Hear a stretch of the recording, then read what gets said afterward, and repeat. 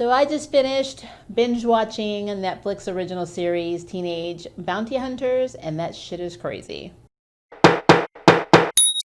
Hi guys, my name is Maria Park, and this is Approach to Nerd. And in this episode, we are talking about the Netflix original series, Teenage Bounty Hunters. This is going to be a kind of a spoilers review. I am going to probably reveal the big ending at the end of the last episode. So if you have not seen the series, please go and watch it and then come back. So, simply paraphrased summary of this series, it revolves around a pair of twins, fraternal twins, named Sterling and Blair, who wreck their father's truck, have to make some money to fix it, become teenage bounty hunters, and go through a lot of crap and reveal family secrets. That's overall, I guess I could probably even stop the review right there because I basically just told you what the series is about. But let's talk about some of the characters and some of the things that I thought were very, very cool.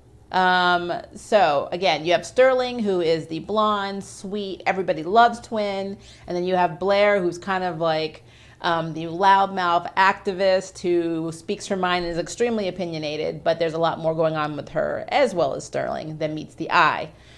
They also meet a man named Bowser, who is a bounty hunter that owns a yogurt shop as a cover and to pay the rent.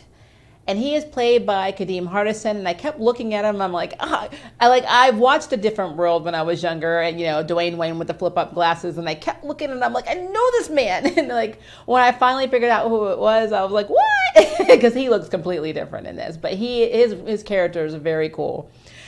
He's funny too. He was an ex-cop in the series who's from Miami, or it's either Miami or a different part of Florida, who, while he was guarding a very famous drag queen in Florida during a pride parade, heard an engine in the car like backfire or misfire and ends up shooting his partner in the face, which turned out to be a horse. So he is the laughingstock of the precinct. He quits his job and then got divorced and moved to Georgia, where they are filming, or where the series was centered in. He is a very good bounty hunter. He's a very cool guy, but he's trying to reinvent himself. To add on to his drama, the first person he hooks up with that we learn about in the series is a woman named Yolanda, and that's the one who gives him all of the work to go find all these different people jumping bail that owe her money. She turns out to be his sister-in-law because after he hooked up with Yolanda, he married her sister. And Yolanda obviously still has feelings for Bowser, and Bowser has feelings for Yolanda, and he is divorced from her sister, but it's such a very messed up situation. So the entire series, you're kind of like, why isn't this easier? But it's very dysfunctional, so I kind of get it. But it's very obvious they are still into each other, so rooting for them in season 2. So on Sterling's side, she had a boyfriend named Luke, who I think she dated him since the 5th grade, and he's not very bright, actually. Some of the things that he does and he says in this series are amazing. Like, amazing. Because there are characters that play roles where they do stupid things, and you can tell they're doing it for, it's in the script, and they're the comedic relief. And this guy, for some reason, he makes it look very natural. That's what I really like about it. But yeah, he is the person that I'm not going to say he deflowered Sterling. I'm going to say Sterling deflowered him, even though they were both virgins, because she was the one coming on strong in the first episode, saying if we really love each other, that we can get it on. He was just like, I'm trying to save myself for marriage. It was a complete role reversal, and I flippin' loved it. But yeah, after a while, she starts realizing that Luke he's not really that compatible with her, especially when their substitute teacher dies and she decides to do a type of service at school because they attend a very religious school. And he writes a tribute song, but it's all about her. And at that point, she's like, maybe we're just not going in the same direction. Which brings us to the second part of her arc. She meets a girl named April, and April is she doesn't meet her. They apparently are rivals from the 5th grade or up to the 5th grade. April doesn't like her because apparently at some point during their 5th or 6th grade school career, she was given away by Sterling to a bunch of girls. And so April is holding a grudge. So they bicker and they do not like each other. And when Sterling has sex, she's actually outed by April. And this becomes important because later on in the series, April and Sterling get into a relationship. And it's something new for Sterling, but April flat out says she's a lesbian, but she's in the closet. To add on to this drama, the second bounty hunting bust that they did, the twins did, was actually of April's father, who basically they catch jumping bail, and he is accused of beating a prostitute. So April's family life is not that great. Well, when they pursue this relationship, they're doing it in secret because, again, they do attend a very religious school. And, of course, this very religious school is not going to accept them being gay. And Sterling, after basically all the experiences she has during the season, she wants to come out. And they have a lock-in. And she's like, well, why can't we just hold hands or sleep side by side and just come out to everyone? And you can see April is very hesitant. But, she kind of says, well, I guess sleeping side by side would be great, because, they've been making out in cars and stuff. So at this point, why not? Well, the day of the lock-in, she completely 180s and starts flirting with Luke and ignoring Sterling. And I love the symbolism of this scene because you have April, who's gone back into the closet. You have Sterling trying to get out of this lock-in and all the doors are locked, so she's forced in, almost like she's forced back into the closet. But April is the one that has the keys to open the door and let Sterling out. I just thought that was a very cool concept and shot. I don't know if it was intentional, but that's what I took from it. So if I'm overthinking it, it's really cool to think about. But I love that she was the one that let her out of that building. Now, on the flip side, we have Blair. Blair is everything that Sterling is not. She is outspoken. She is loud. She has no problem telling you anything about her life or anybody else's life. She always asks very inappropriate questions. She talks about sex. She is a sex maniac, even though she actually didn't lose her virginity until later on. She was dating a very boring guy and they weren't compatible at all, and they broke up and she was just like, meh.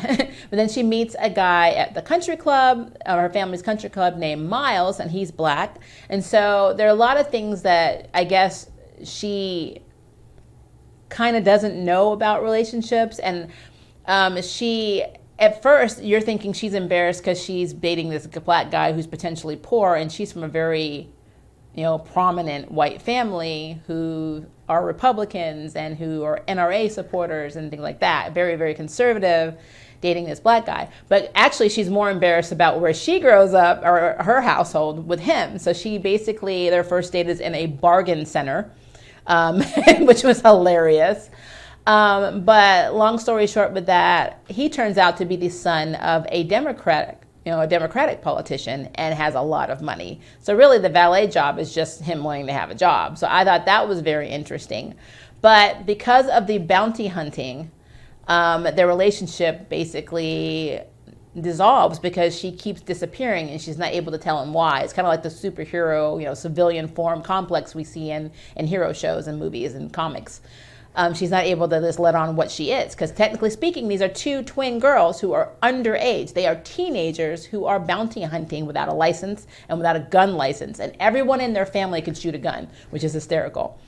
So yeah, she doesn't have the best time with Miles. But what I love about Blair is that she defines depression in such a real way. And as somebody who has anxiety and depression, I just loved how she said it. She said something along the lines of, the reason I am so outspoken and loud and basically I'm yelling about the world being a bad place, it's because it's easier than me accepting that sometimes for me the world just feels bad. So I love that they have mental health representation in this as well. So we have LGBT representation, and we have of course mental health representation. We have women, like basically body positivity, because they go to this strip club, which is one of my favorite episodes, because you would think in this strip club with these two underage girls in a Netflix series that it would be very tame or edited, but no, this is there are women with their butts shaking everywhere, things are popping out, there are nipples shown. I mean, it is very very explicit. And one of the women that the woman they're chasing there is basically somebody who has jumped bail multiple times and has been like a pain in the butt for Bowser because she always manages to get away from him. And she is a stripper in this club, and she has her baby there, and she does this whole routine that's very sexual, but she's not your standard, idea of what a stripper should look like. But she's very, very confident, and I love that the twins are like, wow, she's beautiful, I love her, and I love her butt. And they're just like, it's so, there's so much body positivity, and I thought that was really cool that they try to incorporate a lot of stuff. So it's not just this series making fun of itself, because it does. It makes fun of everything. It makes fun of sex. It makes fun of politics. It makes fun of family. It makes fun of everything you could possibly think of. It is a parody of itself. So I do love that. But I do like the fact that there's actually a lot of really positive reinforcements in this as well. So, but yeah, so the big twist of this series basically revolves around the twins' families. So basically, in the very first episode, there is a mugshot on Bowser's wall, and it's their mother. And nobody catches it because there's other people kind of like pinned on top of it, but it is basically her in a mugshot. And her parents are very mysterious. Their father, he's from a very rich family, very, very influential in the community, has lots of money, very religious, hence why they sent their children to a religious school. More than likely Trump supporters. It doesn't come up, but I mean, some of the values they have, especially their grandfather, the stuff that he's saying, it pretty much, rings true for the rest of their family. And they're pro-life, especially the mother. The mother, I don't know if she still is, but the reason that she gets arrested is the mother was not raised rich. She actually comes from a very poor town in the middle of nowhere, which the girls take a trip to and learn more about. And she fell in with a very bad, extremist religious group, and they burned down an abortion clinic. And so she gets arrested, and I guess the bail is set really high, but she jumps bail, and the girls find this out. And it kind of causes some friction with Bowser, because Bowser has been working with these girls, and they've been moonlighting as not just bounty hunters, but also he owns a yogurt shop that he uses to pay his rent, and the girls work there. And it's kind of like they're kind of like disguised from when their parents come to visit, because they think that the girls are just working there to pay off the money that they needed to pay to fix the father's truck that they took out without permission and damaged. And Bowser's looking at it like, wow, did you just start working with me because you thought I was going to arrest your mother? And they actually had found out that day. So it kind of made a little turbulence in their relationship. But that's not where the story kind of ends. So even though the twins found out this information about their mother, they had this heart-to-heart with their parents. They're angry, but they're kind of like, okay, we're accepting this and we're moving on. Well, after the lock-in, when April lets Sterling out, Sterling is picked up by her mother, but it turns out it's actually the mother's twin sister, identical twin sister, who's basically decided to take Sterling and go meet up with her boyfriend and run to Mexico, which is very crazy to me because it seems like the entire series, the twins' parents were paying for her to run and hide. And there is a scene where you see the parents, looking at a laptop and finding some place like a villa in Mexico to rent or buy for her to run to. So she's running across the border. So it's almost like the parents funded this. But she kidnapped Sterling, and they called the police, but they don't really want to give too much information away because, again, the parents have been breaking the law, helping her. But this is how we know that it was the twin sister who actually burned down the abortion clinic and not the mother. Well, long story short, they're able to track down Sterling because she goes to a rest stop and she leaves a trail behind, like some Sour Patch Kids that, candy that Blair likes that Sterling hates, and she writes a message with her lip gloss on the wall. And they're able to find her, and Bowser is recruited by Blair. So even though he's mad at them, those are his girls, and he goes and he basically helps to rescue them. And of course, the parents show up.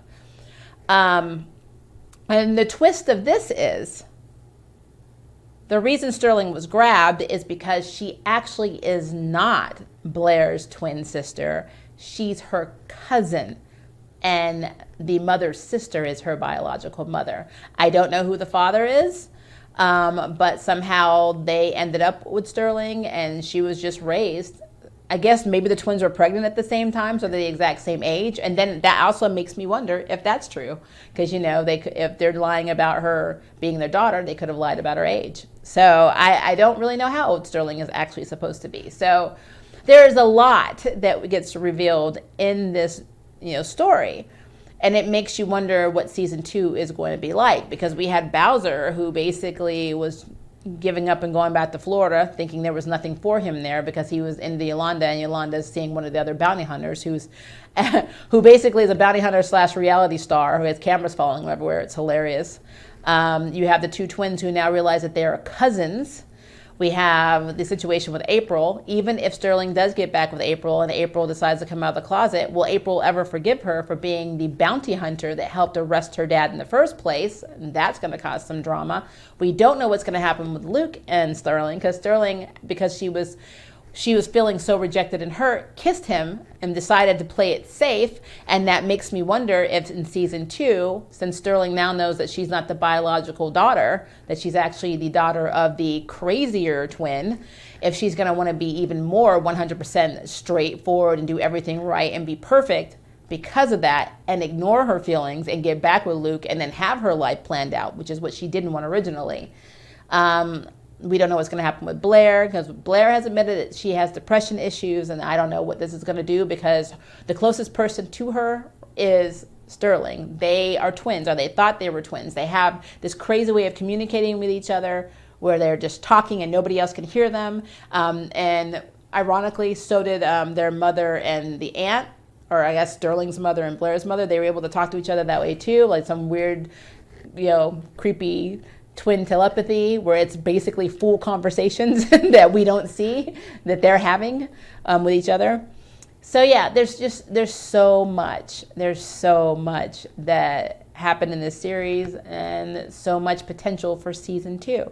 So yeah, I'm digging it. I really, really liked it. I thought it was the greatest, most dysfunctional comedy I've seen so far, outside of the Invincible, Kimmy Schmidt, and a handful of others. Atypical is another one that I really love. But yeah, that is my review. I would love to know what you guys think, so please leave me a comment below and let me know. And if you would like to sign up for jury duty, hit the subscribe button. If you'd like to know who's next in the nerd ballot, hit the notification bell. Until next time, I can't wait for you to approach the nerd. Bye, guys. Thank you for watching my video. I really appreciate it, but hey, the party doesn't have to stop now. Click on one of these videos and keep it going.